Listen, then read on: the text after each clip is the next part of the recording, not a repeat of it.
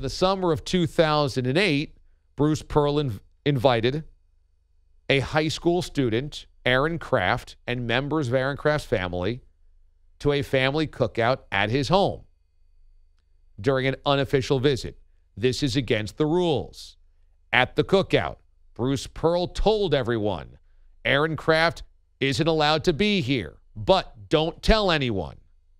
When the NCAA goes snooping around and says, hey, Aaron Kraft, were you at this cookout? Bruce Pearl lies to the NCAA.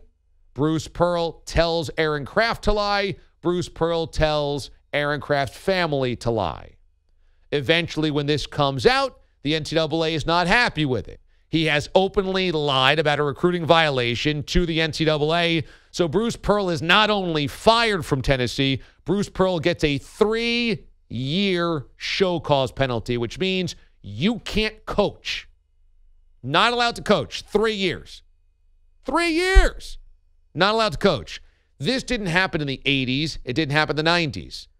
It happened 7 years ago. He only came back to coaching in 2014 at Auburn. And guess what both Tennessee and Auburn had in common? Tennessee and Auburn were football schools, are football schools, with decent money to lure decent coaching candidates that want to win in a football conference and are willing to look past possible problems in a guy's past. And so Auburn said, we haven't had a lot of college basketball success around here. Let's bring in Bruce Pearl, even though there's major baggage here. And guess what? It's worked. They're in the Final Four.